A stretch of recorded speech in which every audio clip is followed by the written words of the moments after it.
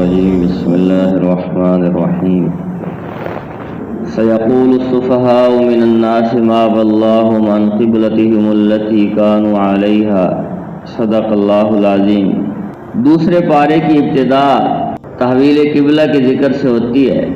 مدینہ منورہ تشریف لانے کے بعد نبی کریم صلی اللہ علیہ وسلم تقریباً 16 مہینہ تک بیت المقدس کی طرف منہ کر کے نماز پڑھتے رہے، لیکن آپ علیہ السلام کی دلی آرزو اور خواہش تھی کہ کعبہ کو مسلمانوں کا قبلہ مقرر کر دیا جائے، جو ابراہیم علیہ السلام کی نشانی ہے، ابراہیم علیہ السلام کا شعار تھا۔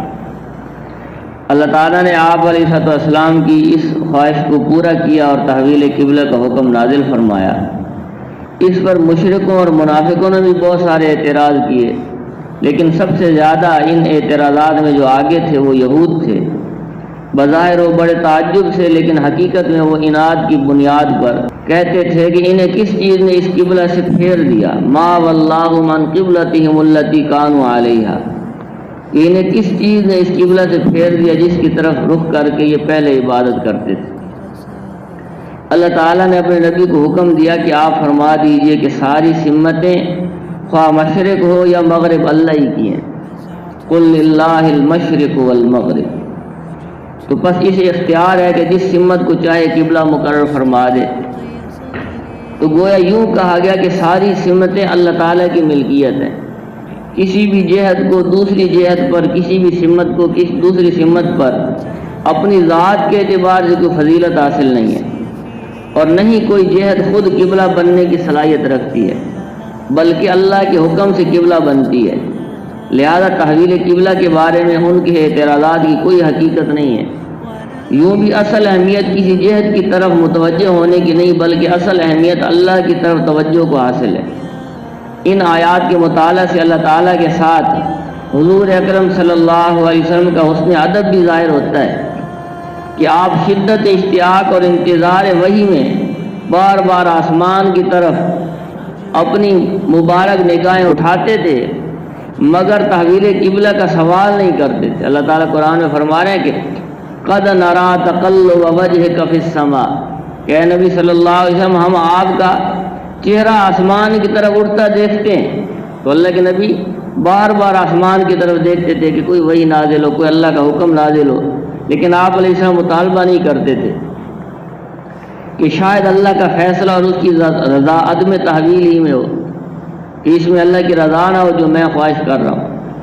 شاید اسی مناسبت سے اللہ تعالیٰ نے تحویل قبلہ کا حکم دینے کے فوراً بعد اہل ایمان پر اس نعمت عظمیٰ کا ذکر کیا کہ ہم نے تمہارے اوپر بہت بڑی نعمت کی، اور انہیں سراج منیر اور بشیر اور نذیر حضرت محمد صلی اللہ علیہ وسلم کی صورت میں وہ نعمت عطا کی۔ مستقل قبلہ کا تعین بھی اللہ تعالیٰ کا بہت بڑا احسان ہے، اور ہدایت کے لیے عظیم الشان رسول کی بعثت بھی بے مثال احسان ہے۔ تحویل قبلہ کے حکم کو بیان کرنے کے بعد یہ بیان کیا کہ حقیقی نیکی کا معیار کیا ہے۔ حقیقی نیکی کا معیار مشرق اور مغرب کی طرف منہ کرنا نہیں ہے، بلکہ حقیقی نیکی کا معیار یہ ہے کہ انسان اپنے عقائد کو درست کرے، اپنے اعمال، اپنے معاملات اور اخلاق، ان سب چیزوں کا رخ جو ہے وہ صحیح کر لے، اور اللہ تعالیٰ کو راضی کرنے کے لیے صرف چہرے کا رخ ہی نہیں بلکہ اپنے دل اور پوری زندگی کا رخ بدلنا ضروری ہے۔ یہ نہیں ہے کہ چہرہ تو قبلے کی طرف ہے لیکن باقی زندگی کا رخ جو ہے وہ باطل کی طرف ہے۔ مشرق اور مغرب کی طرف منہ کر لینا ہی نیکی نہیں ہے، بلکہ حقیقی نیکی تو یہ ہے۔ تو اس آیت مبارکہ کو، یہ سورۃ البقرہ کی آیت نمبر 177 ہے، اس کو آیت البر کہا جاتا ہے۔ اس آیت کریمہ سے علماء کرام نے کم و بیش 16 قسم کے قواعد اخذ کیے ہیں، اور ان قواعد کے ذریعے سے بے شمار مسائل جو ہے وہ قرآن و حدیث سے اخذ کیے جاتے ہیں۔ اس آیت کریمہ سے یہ بھی ثابت ہوتا ہے کہ دین اسلام محض چند ایسی رسوم کا نام نہیں ہے جنہیں عبادت خانے اور خانقاہ میں ادا کیا جاتا ہے، بلکہ اس دین کا تعلق زندگی کے ہر شعبے سے ہے۔ یہ ہر جگہ انسان کے ساتھ رہتا ہے، گھر میں، بازار میں، مسجد میں، مدرسے میں، سیاست اور حکومت میں، تجارت اور صنعت میں، معاشرت میں۔ یہ مسلمان کی ہر جگہ نگرانی کرتا ہے، اور مسلمان پر لازم ہے کہ وہ ہر قدم اسے دیکھ کر اٹھائے۔ اس کے بعد بہت سارے مسائل کا بیان کیا گیا ہے، جن میں سے چند ہم یہاں بیان کرتے ہیں کہ صفا اور مروہ پر 2 بت رکھے ہوئے تھے۔ یہ 2 چھوٹی چھوٹی پہاڑیاں تھیں، اور مشرکین زمانہ جاہلیت میں ان بتوں کی عبادت کرتے تھے۔ تو صحابہ اکرام کو یہ ناگوار گزرا کہ ہم ان پہاڑوں کے اوپر چڑھیں اور ان کا طواف کریں۔ تو اس لیے قبول اسلام کے بعد صحابہ کرام رضی اللہ تعالی عنہم اجمعین صفا اور مروہ کا طواف کرنے سے بچتے تھے، جس کو ہم صحیح کہتے ہیں۔ تو اس لیے اللہ تعالیٰ نے سورہ بقرہ کی ان آیات کے اندر جو ہے وہ صفا اور مروہ کا طواف کرنے کا حکم دیا کہ ان جگہوں کا طواف کرنے میں کوئی حرج نہیں ہے۔ زمانہ جاہلیت میں لوگ وہ غلط نظریے اور غلط عقیدے سے طواف کرتے تھے، لیکن ہمارا مقصود تو سنت ابراہیمی کو ادا کرنا ہے۔ حضرت حاجرہ علیہ السلام کی سنت کو ادا کرنے کی نیت سے ہم طواف کرتے ہیں۔ مشرکین بہت دفعہ بہت ساری چیزوں کو خود ہی اپنے لیے حلال کر لیتے تھے اور بعض چیزوں کو حرام ٹھہرا لیتے تھے۔ تو اللہ تعالیٰ نے اس چیز سے منع کیا کہ اپنی مرضی سے کوئی شخص کسی چیز کو حلال نہیں کر سکتا اور اپنی مرضی سے کوئی چیز حرام نہیں کر سکتا۔ ان آیات کے اندر بتایا گیا ہے کہ اللہ تعالیٰ نے تو صرف ان چیزوں کو حرام کیا ہے کہ جن میں مردار شامل ہے، بہتا ہوا خون، خنزیر کا گوشت اور ہر ایسا جانور جس پر اللہ کے سوا کسی اور کا نام پکارا گیا ہو۔ البتہ جو شخص بھوک سے مجبور ہو کر ان میں سے کوئی چیز کھا لے تو اسے کچھ بھی گناہ نہیں ہوگا، لیکن شرط یہ ہے کہ کھانے سے مقصد حصول لذت حاصل کرنا نہ ہو، بلکہ اس قدر وہ کھائے کہ وہ زندہ رہ سکے۔ شریعت اسلامیہ کی بنیاد عدل پر ہے، اس لیے مسلمانوں پر قصاص فرض کیا گیا ہے۔ تو قصاص کے احکامات سورۃ البقرہ کے اندر بڑی تفصیل سے بیان ہوئے ہیں۔ اس کے بعد ایسا صاحب مال جسے اپنی موت قریب آ جانے کا احساس ہو جائے، ایک آدمی مالدار ہے اور اسے یہ احساس ہو گیا ہے کہ اب تو موت کا وقت قریب آ گیا، تو اس پر لازم ہے کہ وہ اپنے مال کے بارے میں وصیت کر کے جائے، اپنے لوگوں کو بتا کے جائے کہ میرا مال کیسے استعمال کیا جائے۔ وصیت کے احکامات سورۃ البقرہ کی آیت نمبر 180 کے اندر بیان کیے گئے۔ ہر عاقل بالغ مسلمان پر روزے فرض کیے گئے۔ روزے اگر واقعی تمام آداب کا لحاظ رکھتے ہوئے رکھے جائیں تو انسان میں تقوی پیدا کرنے کے ساتھ انسانی احساسات کو بھی بیدار کرتے ہیں۔ جس مہینے میں روزے فرض کیے گئے ہیں اسے یہ خصوصیت اور فضیلت بھی حاصل ہے کہ اس میں قرآن جیسی عظیم الشان کتاب نازل ہوئی۔ تو اس بارے میں جو ہے احکامات سورۃ البقرہ کی ان آیات کے اندر بیان ہوئے ہیں۔ رمضان کی راتوں میں بیوی کے ساتھ جماع جائز ہے، لیکن اعتکاف کی حالت میں جائز نہیں ہے۔ ان مسائل کے احکامات سورۃ البقرہ کی آیت نمبر 186 اور 87 کے اندر بیان ہوئے ہیں۔ کسی بھی باطل اور ناجائز طریقے سے مال کمانا جائز نہیں ہے، خواہ وہ جوا ہو، چوری ہو، غصب اور رشوت ہو، سود ہو یا خرید و فروخت کے طریقے کے ناجائز طریقے سے ہو۔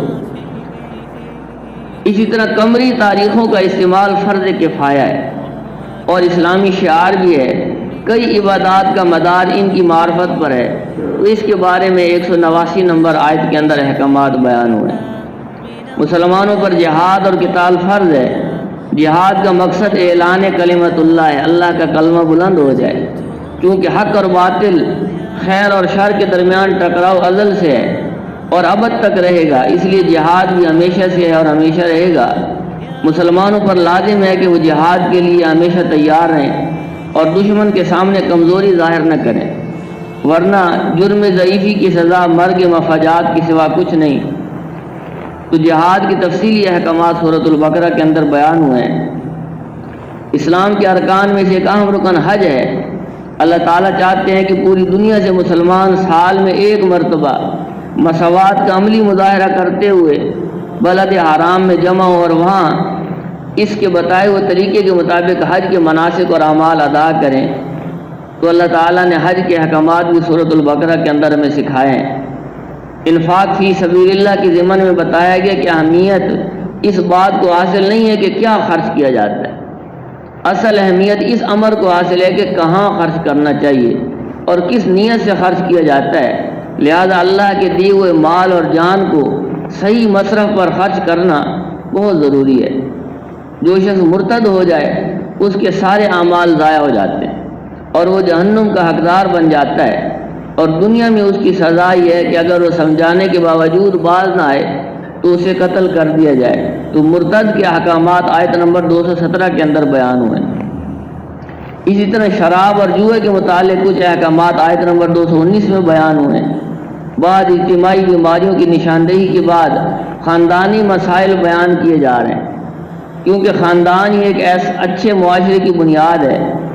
ان مسائل کی ابتدا ازدواجی تعلقات سے کی جا رہی ہے۔ اس سلسلے میں پہلا حکم یہ دیا گیا ہے کہ مشرک مردوں اور عورتوں سے کسی صورت بھی نکاح جائز نہیں ہے۔ البتہ کتابی عورت کے ساتھ مسلمان مرد کا نکاح ہو سکتا ہے، مگر بہتر یہی ہے کہ کتابیہ کے ساتھ نکاح کی بجائے کسی مسلمان عورت کے ساتھ نکاح کیا جائے۔ اس حکم قرآنی سے یہ نقطہ سمجھ میں آتا ہے کہ اسلام میں ازدواجی رشتے کی بنیاد خلق اور دین پر ہے، حسب نسب پر، غنا اور حسن و جمال پر نہیں ہے، کیونکہ یہ عارضی چیزیں ہیں، نہ ہی یہ حقیقی سکون اور راحت کی ضامن ہے اور نہ ہی سعادت کا سبب بنتی ہیں۔ البتہ ازدواجی زندگی کے سفر میں نیک اور خوف خدا رکھنے والا ساتھی سفر کے بہت سارے مراحل کو آسان کر دیتا ہے۔ اس لیے آقا نامدار محمد عربی صلی اللہ علیہ وسلم نے نیک خاتون کو، نیک عورت کو قیمتی خزانہ سے تعبیر کیا ہے۔ حالت حیض میں بیوی کے ساتھ جماع ناجائز ہے، کیونکہ حیض کے خون میں ایسی نجاست اور ایسے جراثیم چھپے ہوتے ہیں جن کی وجہ سے میاں اور بیوی دونوں کی صحت خطرہ میں پڑ سکتی ہے۔ اس لیے حیض کی حالت میں جماع کرنے سے منع کیا گیا ہے۔ البتہ آپس میں بوسوں کے نار، اٹھنے بیٹھنے، کھانے پینے کی اجازت ہے۔ یہودی اس کی بھی اجازت نہیں دیتے تھے، اور عیسائی جماع کرنا بھی برا نہیں سمجھتے تھے۔ تو گویا کہ اسلام نے دوسرے بہت سارے معاملات کی طرح حیض کے معاملے میں بھی افراط اور تفریط کی بجائے اعتدال کی راہ اختیار کی۔ اگر کسی شخص نے قسم کھا لی کہ وہ 4 ماہ تک اپنی بیوی کے قریب نہیں جائے گا، تو 4 ماہ گزرنے پر خود بخود طلاق واقع ہو جائے گی۔ البتہ اگر اس نے رجوع کر لیا تو نکاح باقی رہے گا، لیکن قسم کا کفارہ اس پر لازم ہوگا۔ تو اس کے احکامات آیت نمبر 227 اور 226 کے اندر بیان کیے گئے ہیں۔ سورۃ البقرہ میں جتنی تفصیل کے ساتھ طلاق، عدت اور رضاعت کے مسائل بیان ہوئے ہیں، اتنی تفصیل کسی دوسری صورت کے اندر بیان نہیں ہوئی۔ اس سلسلے میں یہ جان لینا ضروری ہے کہ اللہ کی نظر میں طلاق کے قابل نفرت ہونے کے باوجود مخصوص حالات اور مجبوریوں کی بنا پر طلاق کی اجازت دی گئی ہے، کیونکہ بعض اوقات میاں بیوی میں سے کوئی ایک ایسا ہوتا ہے جو اپنی بد اخلاقی، بد کرداری اور باغیانہ رویے کی وجہ سے گھر کو جہنم بنا دیتا ہے، جہاں سکون نام کا نہیں ہوتا۔ تو ایسی صورت میں طلاق کے سوا کوئی چارہ نہیں۔ اسلام نے طلاق کی اجازت دینے کے ساتھ ساتھ اس میں بہت ساری اصلاحات بھی کی ہیں۔ زمانہ جاہلیت میں طلاق کی کوئی حد مقرر نہیں تھی، 100 طلاقیں دے کر بھی وہ لوگ رجوع کر لیتے تھے۔ اسلام 3 سے زائد طلاق کی اجازت نہیں دیتا۔ 2 طلاقوں کے بعد تو رجوع کیا جا سکتا ہے، مگر تیسری طلاق کے بعد رجوع کی کوئی صورت باقی نہیں رہتی۔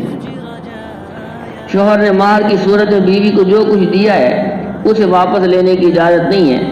البتہ خلع کی صورت میں اجازت ہے۔ اور خلع کیا ہے؟ خلع یہ ہے کہ عورت اس شرط پر پورا مہر یا اس میں سے کچھ حصہ واپس کر دے کہ وہ مجھے طلاق دے دے۔ خلع کے لیے زوجین کی رضامندی ضروری ہے، بغیر رضامندی کے خلع نہیں ہو سکتی۔ آج کل عدالتوں میں جو طریقہ چل رہا ہے کہ مرد حاضر نہیں ہوتا اور عورت کو ویسے ہی وہ طلاق دے دیتے ہیں، تو شرعی طور پر طلاق نہیں ہوتی ہے، اگرچہ عدالتی طور پر ہو جاتی ہو۔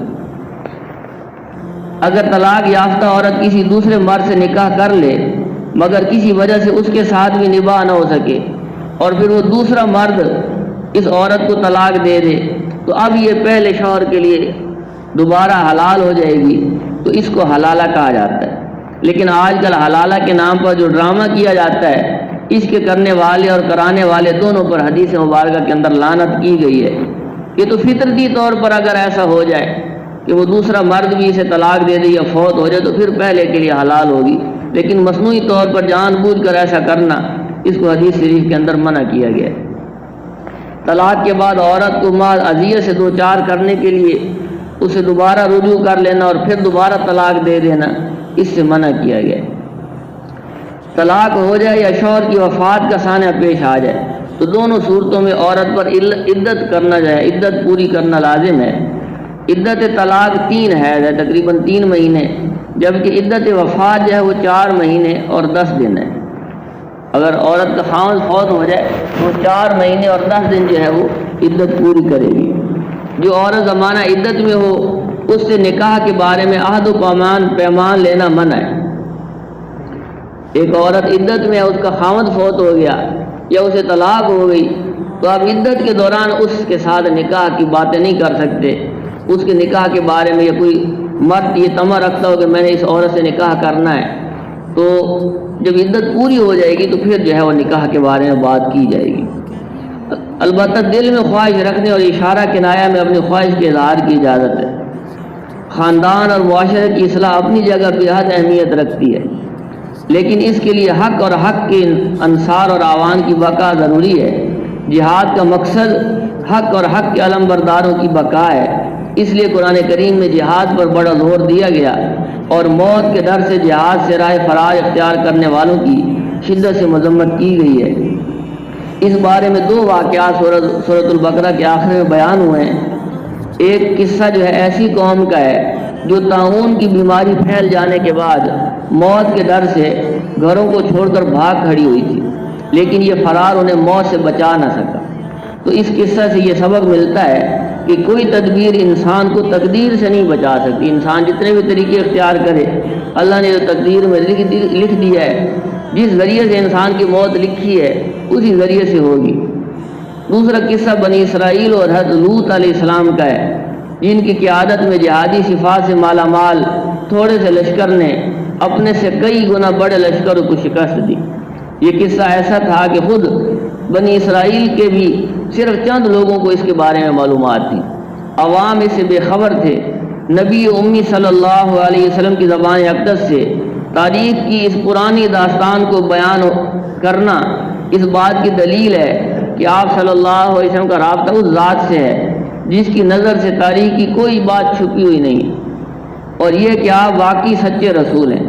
اسی لیے اس قصہ کے آخر میں فرمایا گیا ہے کہ یہ اللہ تعالیٰ کی آیتیں ہیں جو ہم آپ کو ٹھیک ٹھیک پڑھ کر سناتے ہیں، اور بلا شبہ آپ ہمارے رسولوں میں سے ہیں۔ تو اسی آیت پر دوسرے پارے کا اختتام ہو جاتا ہے۔ اللہ جل شانہ مجھے آپ کو قرآن کریم کے ان مسائل کو سمجھنے کی، ان پر عمل پیرا ہونے کی توفیق نصیب فرمائے۔